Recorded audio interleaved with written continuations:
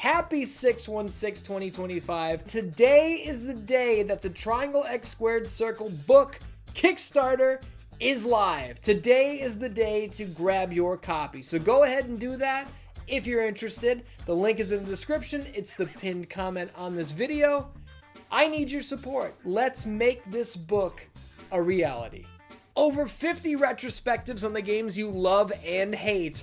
Contributions from Captain McKay and Jay Hunter from OSW Review, hard-hitting interviews with the developers of some of these titles, published by the legendary Sandeep Rai and designed by the one and only Jason Madison. This book is my blood, my sweat, and my tears on the pages. Not literally. That would be gross. Figuratively. It is figuratively my blood, sweat, and tears. But I really hope you guys have been looking forward to a great wrestling game book, because I know I have, and that's who I wrote this for. And now for our feature presentation. For 15 years, we're talking from 1998 to the beginning of 2013, storied publisher THQ held the exclusive license to release video games for the #1 promotion in the professional wrestling industry, the WWF, and eventually WWE. You know the story. They had to change their name. The first of many titles to come from this iconic team-up would be 1999's WWF WrestleMania 2000, a Nintendo 64 exclusive that took the reins of WCW NWO Revenge and injected a healthy dose of attitude straight into its veins. This was that Aki magic, now built for the WWF audience. A few months later, in March of 2000, the THQ and World Wrestling Federation pair would strike again, this time on PlayStation, launching WWF SmackDown. This is where Ukes made their WWF debut as well, a partnership that would last for almost 20 years in its own right. You can read about all of this and more in Triangle X Squared Circle, the Wrestling Video Game Compendium, a book I wrote that is live on Kickstarter right now. Get your copy today. Why am I telling you all of this? Why am I setting the scene with all of this THQ history? I'm telling you this because today's topic is WWE 2K14, the first video game collaboration between World Wrestling Entertainment and 2K Sports. WWE and THQ did not have some crazy falling out. Neither company stabbed the other in the back live on Monday night. No, this partnership ended when THQ died. Though many like to blame the company's death solely on the failure of the U-Draw tablet, there was not one specific project that blew THQ's proverbial brains out. They were an industry titan, pumping out licensed games and high-selling titles left and right for a decade plus. But in their final years, the lug nuts loosened, the wheels came off, and this car crashed.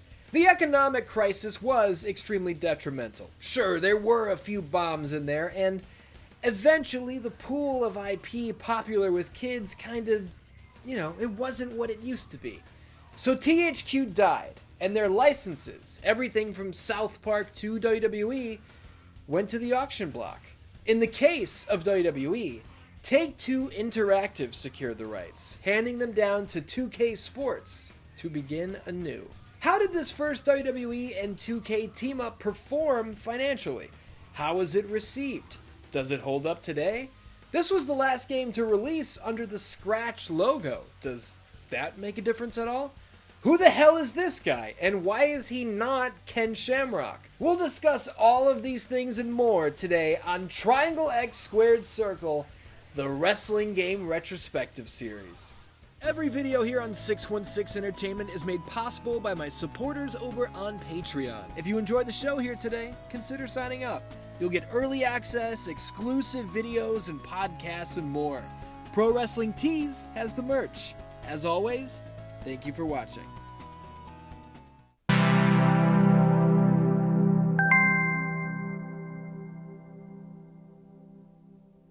Sometimes I cover things in chronological order. I kind of like the flow of that approach. On Season 4 of TXSO, I covered SmackDown vs. Raw 2008 and 2009. I haven't done 2010 or 2011 yet, nor have I gotten to WWE 12 or 13, but we'll get there. We've got all the time in the world. The book just went live today. Support it now and we'll get there sooner. Look, I feel like the jump into the 2K era is a really interesting time to look back on, so I don't mind moving ahead a little bit. If we take a quick look at the company in 2013, and I do mean quick, I can barely show anything without WWE copyright striking me these days, what we see is a company in the midst of transition. NXT was practically brand new as a standalone operation, separated from those awful in-ring competition segments the name initially stemmed from.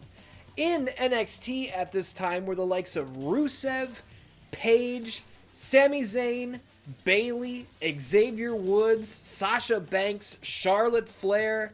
You know, maybe a name or two you recognize, a name or two who might go on to be something, right? Up on the main roster at the Battleground pay-per-view in 2013, Cody Rhodes and Goldust teamed up against The Shield, with the entire Rhodes family career on the line. Not only is this one of my favorite matches in wrestling history, it's the first match that ever made me cry. Moving along, we gotta talk about the bad stuff too. The Rock coming in and ending CM Punk's 434-day WWE Championship reign just in time for WrestleMania sucked. This is where the whole part-timer thing kind of came from. You know, a tried and true name showing up right around WrestleMania season for a paycheck, stealing the spot of a younger and more hungry guy, a guy that has worked his ass off for that spot all year. Yeah, I was there, I was a part of these conversations, and nobody was happy about it. So The Rock takes the belt off Punk to face John Cena in a rematch of last year's main event that was marketed as once in a lifetime. Yeah, cool. This match was garbage. Meanwhile, Punk faced Undertaker in a match that is widely considered to be great, but again, it came out of nowhere. Why did Punk face Undertaker? Oh, he won a random Fatal 4-Way match where the winner gets to face Undertaker. What the hell is that? It's nothing. Daniel Bryan and Randy Orton would go on to trade the WWE title back and forth a handful of times, though Bryan's true coming out party as a tippy-top guy would occur the following year. Dolph Ziggler captured his one and only world championship to monstrous applause, only to lose the title less than 2 months later and never sniff it again. Another puzzling and frustrating factoid. Caitlyn and AJ Lee would be the only two Divas champions across the entirety of 2013, which is both impressive and indicative of the state of the women's roster at the time. We will touch on that later. When I say WWE was in the midst of transition, maybe you can hear it in my words. The women's revolution was still quite a ways off. AJ Lee and Caitlyn were doing their best with the few minutes that they would get on Raw, but Becky, Bayley, Charlotte, Sasha, and more, they're all still in NXT. You've got a red-hot top guy in CM Punk. He's had the world title for over a year. Let's put the belt on The Rock for WrestleMania. You know, that's a good idea. Okay, what are we going to do with Punk, though? What? Oh. I don't know. Seth Rollins, Roman Reigns, and Dean Ambrose are still the Shield. They're still having great matches, but these are not the guys who would go on to be massive stars just yet. Cody Rhodes hasn't left to form AEW and prove he's a massive star yet. The Intercontinental Championship is being passed around guys like Big E, Bad News Barrett, and Curtis Axel. Some of these guys would go on to find their footing and etch their legacy. Others wouldn't. See what I mean?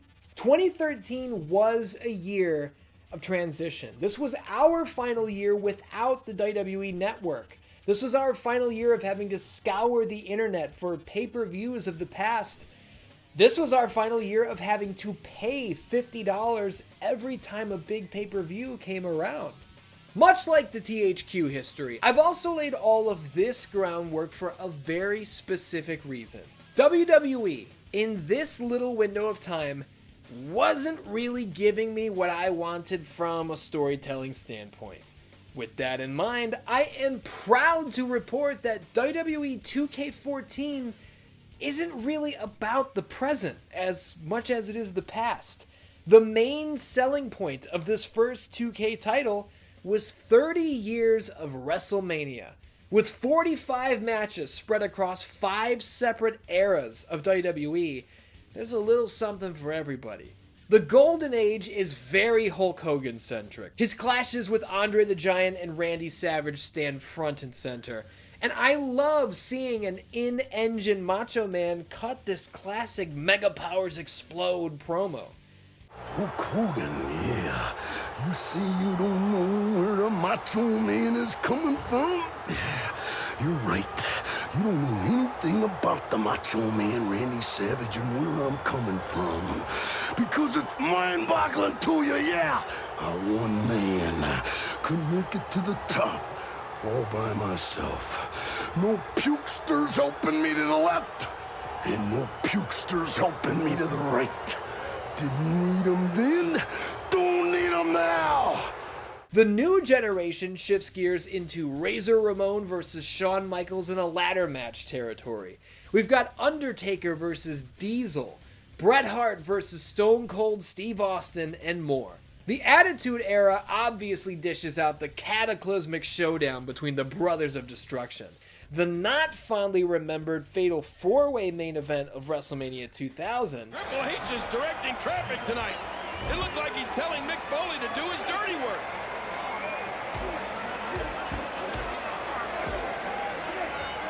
And Mick's gonna jump. He took all the damage, JR. And the titanic clash between The Rock and Austin at WrestleMania 17. The Ruthless Aggression era drops us into Rock vs. Hogan, Shawn Michaels vs. Chris Jericho, Edge vs. Mick Foley. Look, these are heavy hitters. The final chapter is the Universe era, which nobody calls this time frame the Universe era. This was the PG era, if it was anything, but we've got bangers here too. Batista versus John Cena, Undertaker versus Shawn Michaels, CM Punk versus Undertaker, both Rock versus John Cena matches. Of course, had to have those. Now, I launched into the kinds of matches that are present in this mode, but I didn't really explain what the goal is while playing, so let's do that. We're always charged with controlling whoever won the match in question. We play through the matches, business as usual, and we have specific goals to meet for full completion. Failing to meet all goals is fine as long as you win, but you're going to want to hit every goal on the list, as that's where practically all of our unlockables come from. All of the WrestleMania arenas are locked until we hit those specific goals required to make them playable. Everybody from Hogan to Savage, Austin to Bret Hart, Diesel to Razor Ramon, all of these guys are locked, and there are no cheats. The only way to get your roster away from looking like this is to hit the goals in 30 years of WrestleMania. In some sense, I really appreciate this.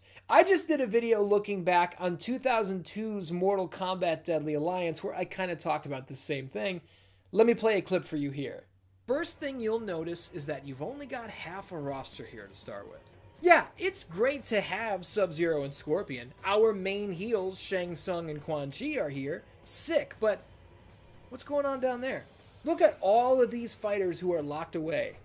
You want them, don't you? I can see Cyrax down there. I like Cyrax. I personally enjoy the dangled carrot of, ooh, look how many guys I don't have yet. You know, that's what gave me the motivation in the first place to play through 30 years of WrestleMania mode. I appreciate this.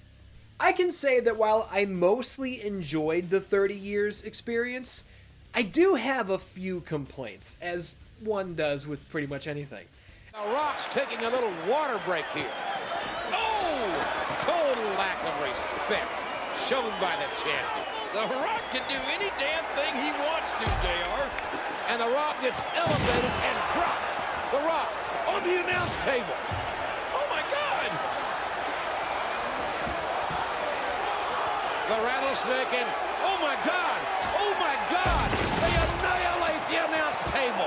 I find it a little strange that many of these matches, we had just played these in WWE Legends of WrestleMania. And honestly, while Legends of WrestleMania sucks, I think that game kinda does this a little better. In Legends, we were offered 3 options. We could relive, rewrite, and redefine. Meaning do it the way it actually went, change the outcome entirely, or switch things up and put guys like Andre and Big John Studd in a match like Hell in a Cell. A match that didn't even exist until both of these guys were dead. We had avenues, we had alternatives. 2K14's 30 years mode does not have that. It's just, hey, play by the book. And while that is pretty damn cool, it's done well, I can't really imagine why anyone would want to play any of these matches more than once, you know? Also, some of the included matches feel completely unnecessary. I mean no disrespect to the guy, but who gives a shit about Undertaker versus King Kong Bundy when something like TLC 2 isn't here? I know, only certain guys are signed to Legends contracts, some guys were in TNA, whatever. Still, you're telling me Goldberg versus Brock Lesnar from WrestleMania 20, one of the worst matches in WrestleMania history, belongs on this list? Meanwhile, the main event of WrestleMania 20 doesn't make the cut? Give me one reason why. This match was amazing. To not include this triple threat in the game, geez, WWE and 2K must have a pretty damn good excuse for that one. And let me just hit this really quick as well. 30 years of WrestleMania prides itself on accuracy, right? That's the whole deal. We are reliving these legendary moments. I think it's so cool that this is the first time I had ever seen the mats pulled away from the floor to expose the concrete in a video game. I had never seen that before. The Intercontinental title belts hanging from the ceiling at WrestleMania 10.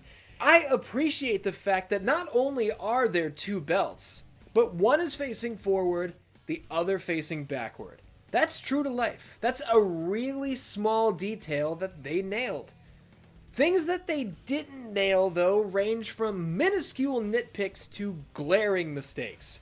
Only a mentally ill belt mark jerk-off like me would know this, but Randy Savage's IC belt should have a red block logo at the top, not a gold one. You could say I'm nitpicking, and I definitely am, but hey man, this is all about accuracy, so I don't want to hear it. I was also a little surprised to see The Rock come out for WrestleMania 15 with the belt around his waist, rather than whipping it around, which is, you know, his trademark style. I thought, oh, okay, I guess that's the passage of time. He'll come out at WrestleMania 17 whipping the belt around. Son of a bitch! I guess not. Some of the arenas, namely WrestleMania 3, do not come relatively close to resembling the building it's based on. Again, if they want to brag about accuracy, this is all fair game. And how about this? Remember Austin versus Bret Hart? The unreal finish of the blood loss costing Stone Cold the match, and special referee Ken Shamrock pulled Bret away and stopped any further damage from being inflicted? Truly iconic. Here it is in the game. Who the hell is this? And don't say Charles Robinson, because it's not. It's vague enough to look like him, but it's not him, so the WWE doesn't have to pay Robinson for his likeness. The correct answer to who the hell is this is not Ken Shamrock. Ken was in WWE 13, but I mean, I guess his Legends deal ran out or something, because this is not Ken Shamrock. Again, accuracy. Overall, I would say I think 30 years of WrestleMania mode is pretty great. Some of the included matches, namely the ones you didn't really expect to be here, really lend to the experience. Sure, the Fatal 4-Way main event of WrestleMania 2000 sucked, but the Mick Foley elbow drop spot rules, and I really like seeing it play out here in a video game. I just wanted to be clear on that, because sometimes I list off a couple complaints and that's the only thing that some viewers hear. Don't do that. Don't be that guy, because those are not the only things I'm saying. Overall, 30 years of WrestleMania, pretty damn good. And we're not done with WWE 2K14 focusing mostly on the past, because the other big new attraction here is the streak mode. The Undertaker's vaunted WrestleMania legacy, his 21-0 undefeated streak, takes center stage here in WWE 2K14. If you think you've got what it takes to step into the ring with the Phenom and do what no other man in the history of the business has been able to do, well, I wish you the best. The streak version of The Undertaker is an ungodly monster begging for apocalypse. He reverses damn near every maneuver you attempt. He's stronger than Jeff Jarrett in the final match of the TNA Impact story mode. And just when you think you have finally got him where you want him... Physical. Not this. He's looking at it again. Now what? The man from the dark side never ceases to amaze. No way! Undertaker, the dead man is still in this. Oh, look at this. He's hurt. He's hurt bad. Did you see the way his head planted into the floor with that pile driver? Oh, man, there's a cover. 2, 2. The introduction of Undertaker's supernatural bullshit, honestly, put a smile on my face that very few wrestling games ever have. I couldn't believe this the first time it happened to me. Defending the streak is the alternative to beating it. Here we play as The Undertaker and take on all comers, smashing as many challengers as possible. When we hit that legendary 21st win, we unlock the Slobber Knocker match, which, to my knowledge, has been missing since SmackDown vs. Raw 2006. I love the Slobber Knocker. I guess all we had to do to get it back was burn THQ to the ground. Who knew? Funny story here, the vast majority of my experience with WWE 2K14 has come from the last couple weeks of playing this game to record my footage and take my notes. I picked up this game for a very short amount of time right around its launch. I got through Beat the Streak mode, I beat The Undertaker, I hit the 21st win, and I had kind of seen enough. Like I said earlier, I was not into wrestling at the time, and I couldn't really get too deep into the game. And my trophies reflect this. If you go back and look at my list, they're all date and time stamped. Wow, this was so long ago. What an interesting little piece of history, right? Another interesting little piece of history is this. The streak, Undertaker's legendary WrestleMania undefeated streak, came to an end less than 6 months after this game launched. How about that? I can't help but imagine Vince McMahon going, "We put it in the game. We got everything we could out of it. Fuck The Undertaker." But let's step out of that 30 years of WrestleMania past and into the present.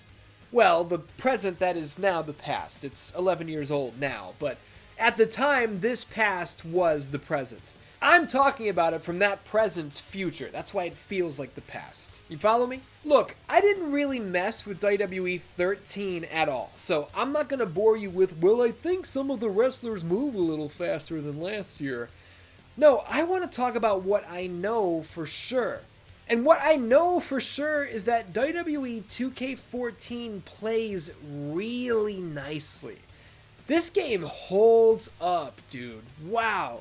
I like this game much more now than I did when I first picked it up in 2013.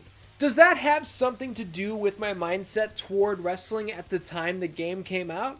Sure. Probably. The 2013 WWE roster isn't my favorite either, so there weren't as many, ooh, I want to run this match, ideas popping into my head. I mean, of course, I'd put the big belt on Claudio. You kidding? They should have done this when they had the chance. Did I run Truth versus Cena for the title and pull off a finish that could have actually worked on television? Yes, sir. Shoulders down, championship on the line. There's the cover. Can he do it? 3, 2 minutes. He's the champ. Truth is the new champion. What the hell is with the belt around Truth's waist, though? Why is it practically bent in half? That's bizarre. I actually had noted that I wanted to compliment the appearance of the belts in this game. Look at the big eagle on Triple H. Holy shit, this looks amazing, right? I feel like the belts in 2K25 struggle to look this good. Now that might be a little bit of an exaggeration. It's up to you to decide. Leave a comment. I had all these nice things to say. Even the nameplates are properly labeled, which I love to death. And then this folded belt showed up and kind of had me scratching my head. And this had me scratching my head too. Hold on, let's check out this amazing spot first.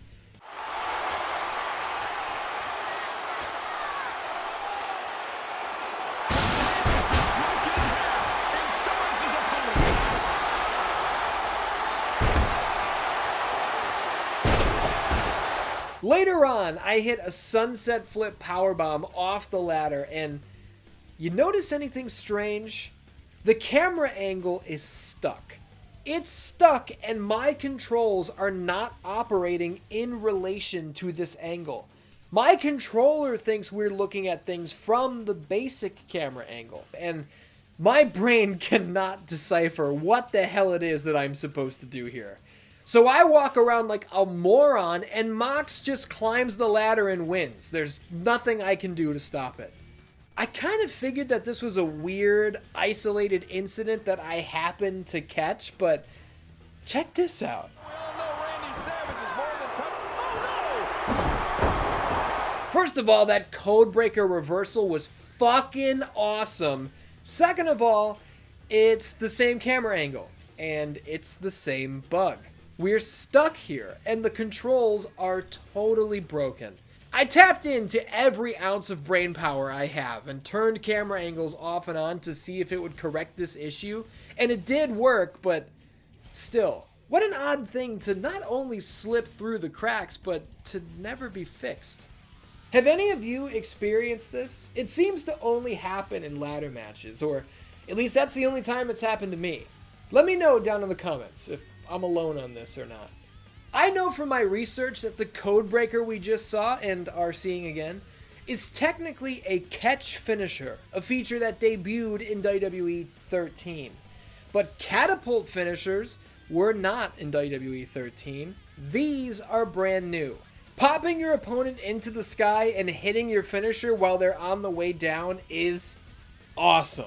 I really enjoy doing this. It's just a genuinely good feeling thing to toss somebody up and then hit your deal. I love it. I could do this all day. What I couldn't do all day is play with the ladies in WWE 2K14. Check it out. Caitlyn versus AJ Lee inside a solid steel cage. Awesome, right? I loved both of these two. But outside of these two, let's get a look at the women's roster. That's it. I swear to God this is it. Holy shit, man. What a disgrace. Apparently Summer Rae, Nikki, and Brie Bella were added as DLC, but I can't have the DLC, and it's not because I can't afford it, it's because it doesn't exist anymore. I know it's not uncommon for older games, especially sports games, to not be supported for very long. These developers, they shut things down, they focus on what's present, they focus on the future. That's just the way it is. But with WWE 2K14 and a ton of newer WWE games, as a matter of fact, it's not just the multiplayer servers that have been pulled down, all of the DLC is gone as well. What is the excuse here? What is the purpose of this? Scott Hall and Kevin Nash in their NWO gear this was DLC. Summer Rae, the Bella Twins, NWO Randy Savage, Jake the Snake, Big E, and more. These guys are all completely erased. If you didn't already buy them, you will never have the opportunity to. And I think that's bullshit. I don't like that. And this DLC poll includes the Accelerator as well, which is the $1.99 code that immediately unlocks the entire roster, bypassing any need to play the game to get anybody. If you wanted to pay real money to just have everybody, you can't do that. Strange. And I also find it strange that champions come out first during title matches. It's just common established wrestling formula that most of the time challengers come out first. But not here. I also ran into several instances where sound effects were just not there. Wow, that is just date. Oh no, don't tell me he's gonna do what I think he's gonna do. And talk to me about the Inferno match. What the fuck is this? So we push the opponent out of the ring to win, and at no point is the loser on fire at all. Not even a little bit. What is this? What's the point? If you're gonna completely ruin what the match is, then just don't even do it. Pull it out. Custom creations have been a massive part of WWE's video games for more than 25 years now. And in 2K14, we've got a pretty crazy amount of control at our fingertips. You've been watching me craft this arena in fast motion, and let me tell you, creating my own arena is something I would have killed for at one point.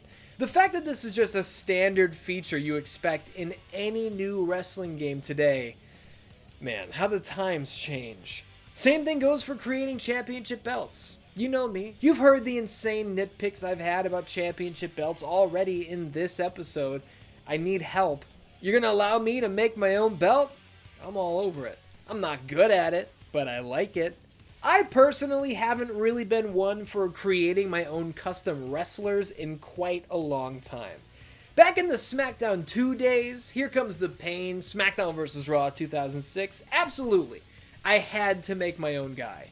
But these days, and even in like WWE 12, which I spent a ton of time with, I was over it.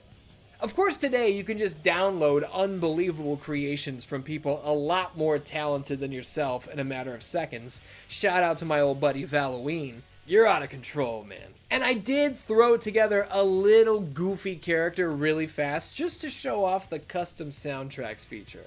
This is like Create a Championship. You're gonna let me enter to music of my choosing? I'm all about that. I spent so much time in WWE 12's universe mode, and as previously stated, I didn't really mess with WWE 13 or 2K14 when they first launched, so I'm not gonna stand here and pretend I know everything that has changed and dial in on the little specific things that only hardcores know. There was a time when I absolutely adored Universe Mode. Whenever I cover WWE 12, 2K15, and 2K18, I've got stories on stories to tell about angles and feuds I was running there. But here in 2K14, I can't say I really spent any time here at all. I would love to hear your stories, though. Who were your champions? What kind of imagination did you put into your shows? Let me know. I feel like this episode of Triangle X Squared Circle is already longer than I'd anticipated, but I've still got more to say. Are you still with me? Can you hang on just a little longer? When I heard about the OMG moment with double finishers, I found it a bit silly. Like, how often are you going to be in the situation where you can hit one of these? And you need to have 3 finishers stored to pull it off? I don't know, that seems kind of dumb to me. My best to try to not punch you in the face, but I won't make any promises either.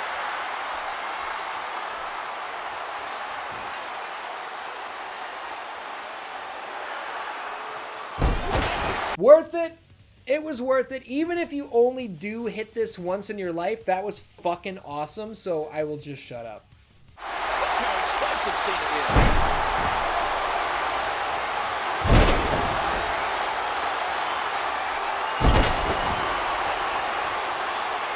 Mixed gender tag team matches fall into the same category a little bit. I'm wondering how many times anyone's gonna use this feature, as I mean, there are literally 7 playable women on the roster before you get into DLC territory. And DLC you can't even buy anymore, by the way. So I guess this is cool to have, but I don't know. The marketing for 2K14 boasted about having the greatest roster of all time.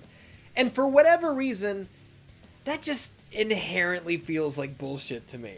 Maybe I'm stuck in the mindset of 2025. It's a little hard to put your brain back to 2013 and pretend you don't know what's coming in the future and which of these guys are going to wind up having Hall of Fame careers. If I'm thinking logically, this roster is pretty great. Greatest of all time? Nah. It is funny to look at the overall ratings, though. Roman Reigns and R-Truth separated by 1 point. The Miz better than Roman. Damian Sandow and Cody Rhodes separated by 1 point.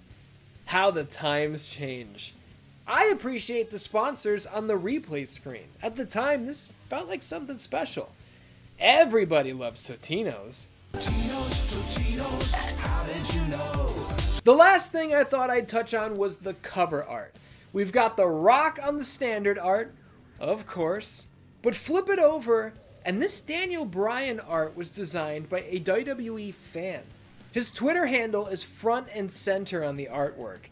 This is insane to me. I feel like WWE would never do this today, in the event that the fan used their social media to say or do terrible things, you know? But out of curiosity, I went to this guy's Twitter and I found his Instagram. His art is great. It's awesome to see he's still creating cool stuff. Shout out to you.